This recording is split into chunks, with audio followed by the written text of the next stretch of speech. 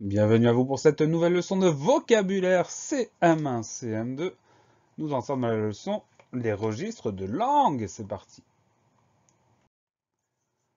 Dans cette leçon, les registres de langue, nous avons deux compétences. Je connais les différents registres de langue et je sais dans quel cas les utiliser.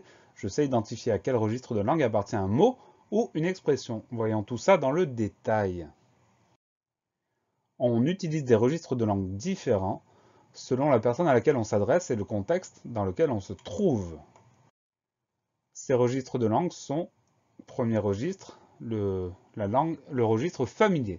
Quand on parle à quelqu'un de proche, de notre famille ou à un ami. Un exemple, deux exemples même. Premier exemple, je suis crevé.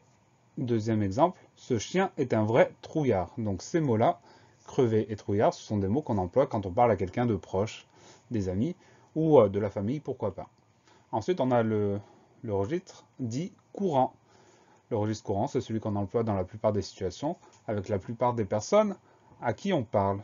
Donc on va prendre la même phrase que précédemment, on va changer les mots qui sont en rouge. Cette fois-ci, on va utiliser des mots du registre courant.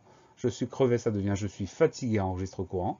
Et ce chien est un vrai trouillard, ça devient ce chien est un vrai peureux en registre courant. Le troisième registre, c'est le registre soutenu. Quand on veut montrer qu'on est instruit, ou pour faire un discours, ou quand on écrit un livre, par exemple. On garde les mêmes phrases, les mêmes exemples, mais on va changer de catégorie, on va changer de registre. Je suis fatigué, ça devient je suis exténué en langage soutenu.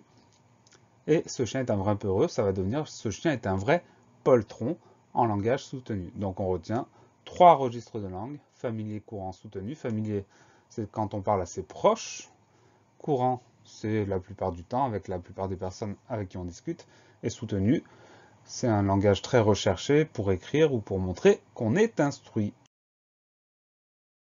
Fini, pensez à réviser, pensez à vous entraîner et à très bientôt sur la classe plus, bien sûr.